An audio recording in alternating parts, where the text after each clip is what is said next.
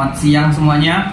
Perkenalkan, kami dari kelompok 2 akan mempresentasikan final project kami yang berjudul Analisis Perbandingan Minat Belajar Mahasiswa Kuliah Daring dan Tatap Muka. Kenalkan, nama saya Sadi Al-Musyafa. Saya Firdia Kasatya. Saya Akila Putri. Saya Nurika. Saya Risa. Latar belakang, pandemi membuat sistem kuliah berubah menjadi daring.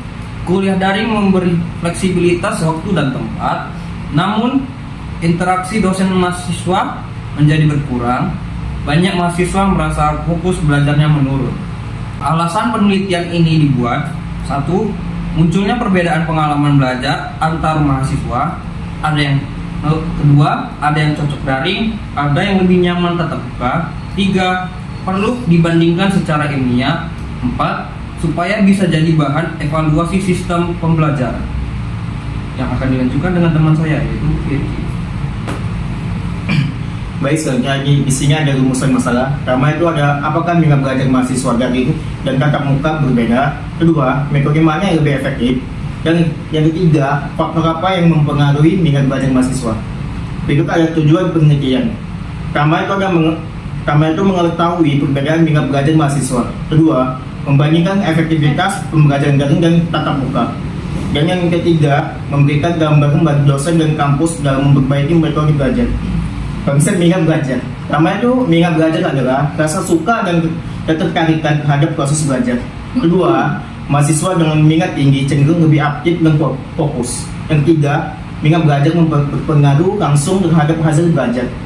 Dan yang terakhir itu metode pembelajaran dapat meningkatkan atau menurunkan minat belajar. Pembelajaran daring, pembelajaran menggunakan media internet dan teknologi digital. Mahasiswa dapat belajar dari mana saja.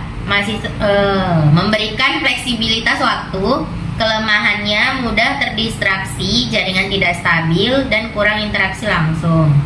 Sedangkan pembelajaran tatap muka, proses belajar berlangsung di dalam kelas. Interaksi dosen dan mahasiswa terjadi secara langsung. Diskusi lebih hidup dan mudah dipahami. Mahasiswa cenderung lebih fokus dan terkontrol.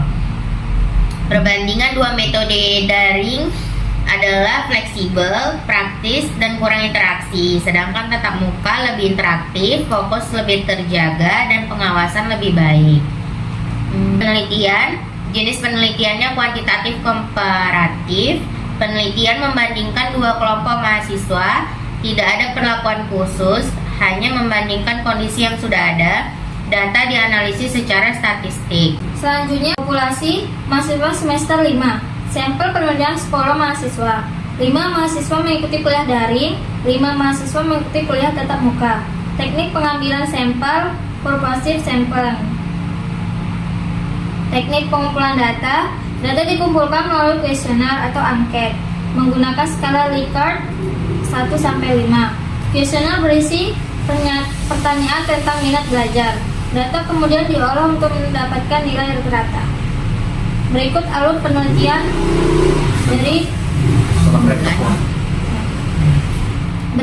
penelitian pengumpulan data mahasiswa, yaitu penyebaran kuesioner, perhitungan skor minat belajar, analisis perbandingan, dan penarikan kesimpulan. Selanjutnya hasil penelitian. Yang pertama, rata-rata minat belajar mahasiswa daring 72 poin. Yang kedua, rata-rata minat belajar mahasiswa tatap muka 80 poin. Yang ketiga, terlihat adanya perbedaan skor minat belajar antara dua kelompok.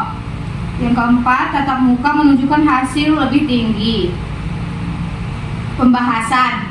Tatap muka lebih efektif karena interaksi langsung dengan dosen. Mahasiswa lebih mudah memahami materi ketika diskusi langsung. Daring tetap bermanfaat, tetapi memerlukan disiplin tinggi. Faktor lingkungan belajar juga memengaruhi minat mahasiswa.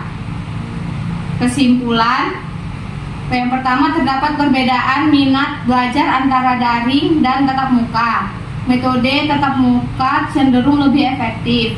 Metode pembelajaran sangat memengaruhi motivasi mahasiswa. Selanjutnya, yaitu saran, pembelajaran daring perlu dibuat lebih interaktif. 2. Kampus dapat menerapkan kombinasi daring dan tatap muka. 3. Penelitian selanjutnya bisa menambah jumlah responden. Sekian dari kelompok kami. Apabila ada kesalahan kata-kata atau perbuatan yang kurang mengenakan di hati, mohon dimaafkan. Sekian dan terima kasih. Wassalamualaikum warahmatullahi wabarakatuh. Waalaikumsalam. Sit.